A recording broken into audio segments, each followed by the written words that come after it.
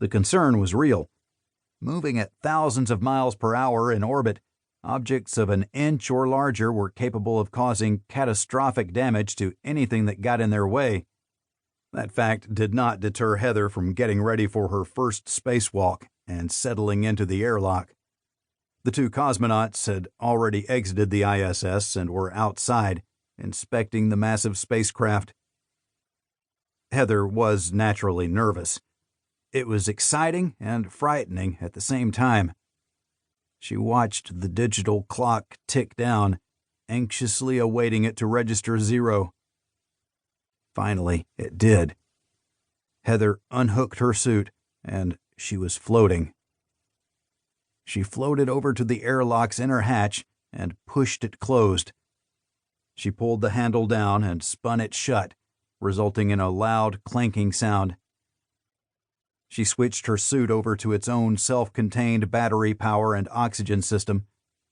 She carefully depressed the airlock, and after a final purge of air from the airlock, she found herself surrounded by a vacuum.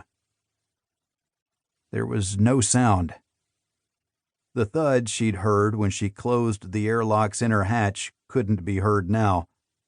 She could pound on the walls with a sledgehammer, and she wouldn't hear that either. In the vacuum of space, there was no way for sound to travel. At that point, Heather was ready to take the leap. Nothing held her back except her apprehension, and she fought the fear with anticipation and excitement.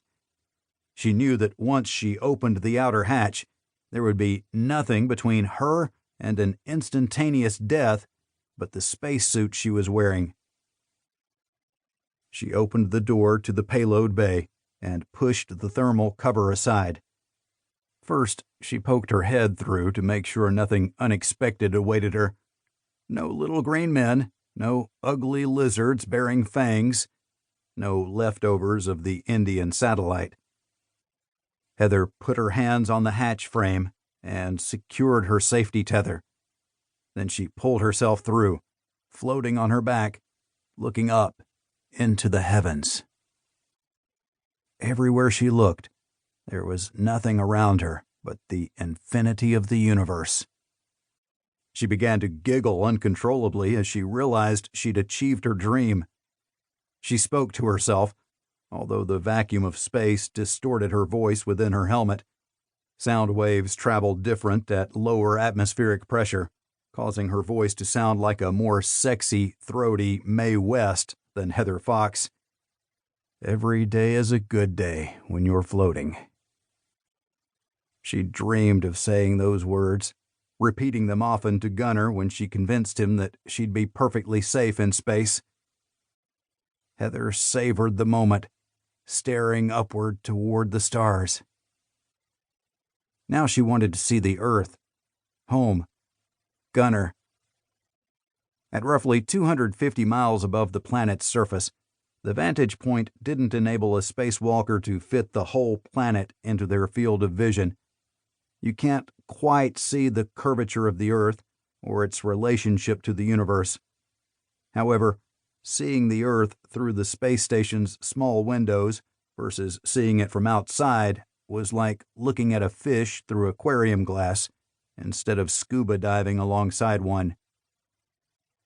Heather pushed off the ISS slightly to rotate her body toward Earth. As it came into view, her eyes grew wide as she took in the most magnificent view of her life. There she is, Mother Earth, light and bright in all her glory.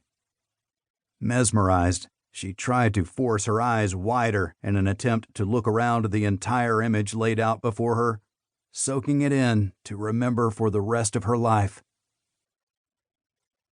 And then it ended. To keep listening to this audiobook, I've left you a link in the description so you can do it, at no cost thanks to Audible's 30-day free trial.